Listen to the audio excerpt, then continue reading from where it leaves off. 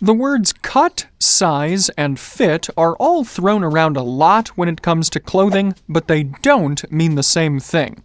We'll help you to understand the differences and why they matter. Retailers are often guilty of using the words cut and fit in particular interchangeably, such as slim fit, straight cut, and so on. This, though, can create a lot of confusion.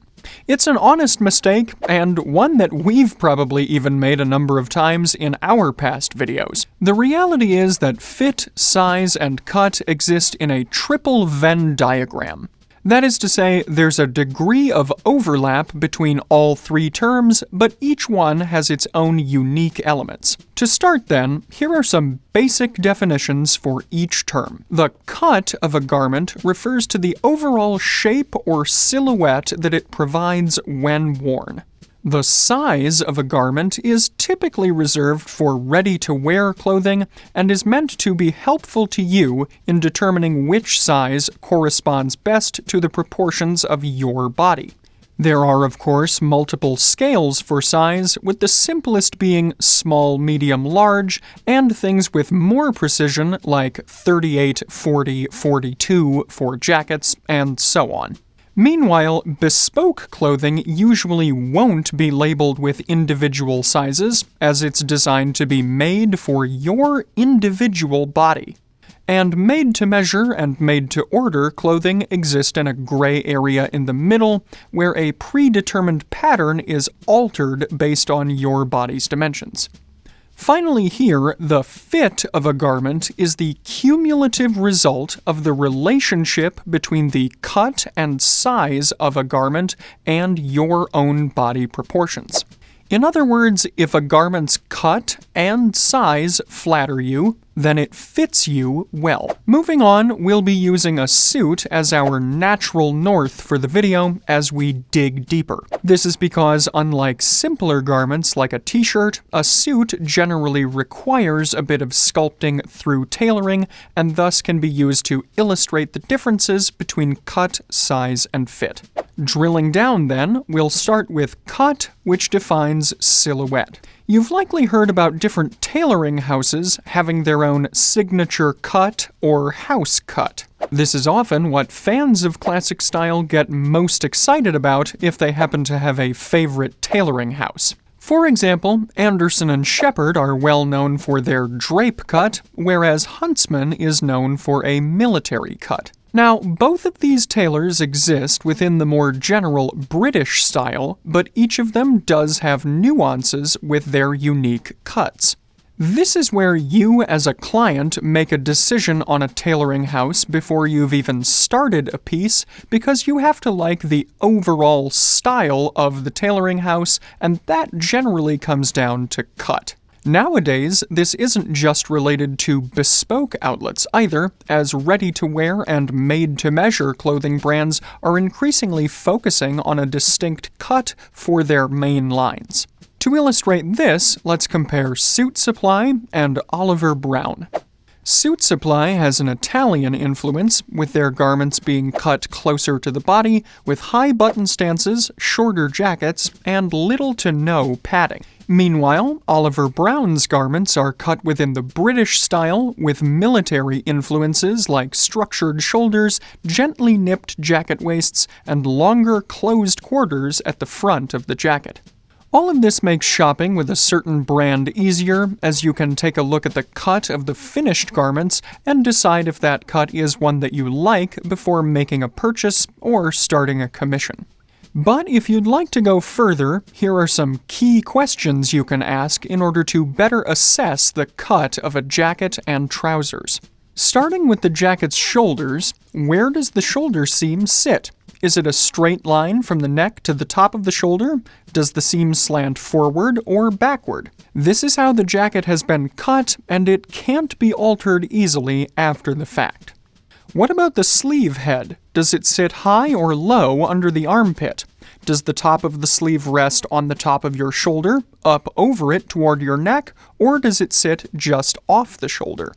A high armhole could theoretically be cut into a lower one, but a lower armhole can't be made higher. The material has already been cut away. For trouser legs, which are best viewed from the side, what does the shape look like? Does it start wide at the hip and taper to the ankle? Perhaps a straight line from the hips to the ankle?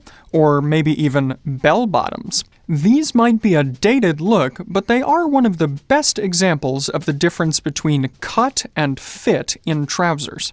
In this case, the cut can refer to the wide, flared opening at the bottom of the trouser leg, regardless of how that pair of trousers might fit you. Next, we'll discuss size, which is one of menswear's biggest challenges.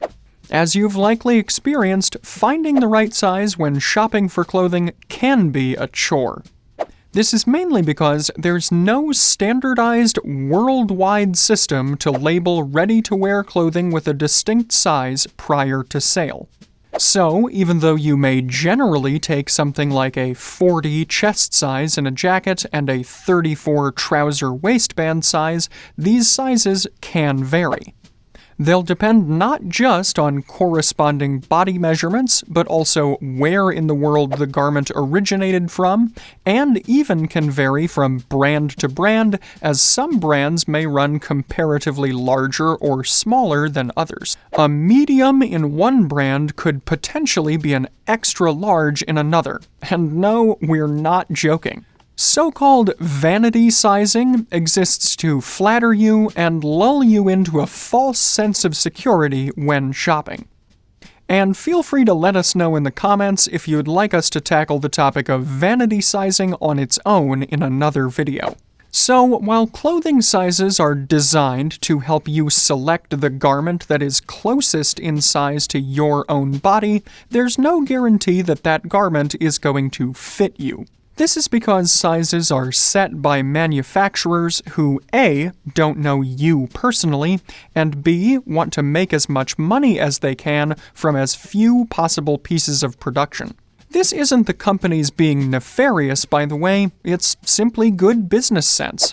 If suit jackets are produced from a size 36 to a size 50, that's 8 different jackets that have to be produced, jumping up in number between sizes in twos. If you were to add in all of the odd-numbered sizes in between, that's now 15 different sizes for just one jacket. And this doesn't even account for the natural asymmetries that every person has. Think of one shoulder naturally sitting lower than the other, one arm being longer, and so on. If manufacturers had to account for all of this, this would lead to a lot of stock for every single product and not as much comparable profit. This is why most manufacturers typically opt for even-numbered size increments so that you can find a garment that is sized close enough to your own body proportions and then get tailoring to go the rest of the way. Almost all garments will benefit from some tailoring, but you can get lucky with certain brands fitting you well off the rack.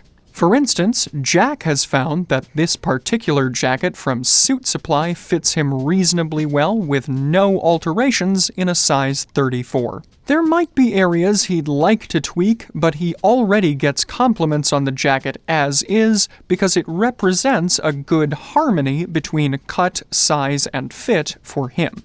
Next then, let's cover fit, which defines comfort. If cut is all about the shape of a garment, and size tells you about its dimensions, then fit is all about how comfortably that garment will sit on your personal frame. Ultimately, it doesn't matter how good the jacket's silhouette looks if that jacket is bunching, sagging, too big, or too small on you. In the world of bespoke and made-to-measure tailoring in particular, cut, size, and fit are generally going to get blended into one experience when you're getting measured up. Here, your personal measurements will inform how the garment is cut and sewn together to best fit your own personal size. In essence, the silhouette of the garment will be influenced by your body measurements before the garment is made. After all, the garment is being made to fit your own proportions within the style or cut of the tailoring house. When it comes to ready-to-wear clothing, though, there isn't as much wiggle room to ensure a perfect fit off the rack. Here, after all, you'll be limited by predetermined sizes, and an alterations tailor won't have full freedom to change things, as they'll be limited by the amount of fabric that exists. Of course, this is also true for vintage or finished bespoke garments that you've acquired. Still, most ready-to-wear clothes can become a well-fitting addition to your wardrobe, and for more information on what a tailor can and can't alter, take a look at this video. Let me know if you think I should have any further alterations for the outfit that I'm wearing today. In today's video, I'm wearing a navy blue suit from Suit Supply in the house cut that they refer to as the Washington. Within Suit Supply's general Italian style, this is a relatively slim and tapered cut. Given that this suit was made to measure for me, we started from a general house cut and then made alterations on a pre-existing pattern to better fit my body. By the way, you can learn more about the overall Suit Supply experience and whether or not we think it's worth it in this video. Overall, this is a conservatively styled suit with a bit of character coming from its peaked lapels and the slight texture in its bird's eye weave. My shirt from Charles Tyrwhitt, which also happens to be made to order, is in plain light blue with a classically styled collar and French cuffs into which I have inserted some vintage gold cufflinks. My tie and pocket square are also vintage, featuring tones of green, pink, orange, blue, and red.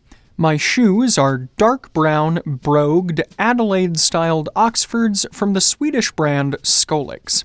And rounding out my outfit today are my two-toned shadow-striped socks in green and brown, and my Edelweiss boutonniere, both of which are from our own brand, Fort Belvedere. For a fragrance today, I've gone for Vetiver from Guerlain, which is a favorite of mine, and also has some green accents on the bottle. For the socks and boutonniere I'm wearing in today's video, as well as a wide array of other classic men's accessories, corduroy trousers, and fragrances from the Roberto Ugolini collection, you can take a look at the Fort Belvedere shop here. Next, let's discuss alterations in a bit more depth, as size and fit are easier to alter, but cut is more difficult. When it comes to alterations, most requests fall in line with generally simple operations, reducing or expanding side seams slightly, shortening or lengthening the jacket sleeves a bit, taking in or letting out the trouser waist, and so on. Essentially, alterations tailoring is about performing slight adjustments to a garment in order to make it fit your own size and stature better. For example, let's say that you come across a jacket that you love the look of with a single-breasted closure, but it's a size 40 and your chest measures 37 inches around. A skilled tailor could alter the jacket by taking it in at the side seams, thereby reducing the size while improving the fit and preserving the cut.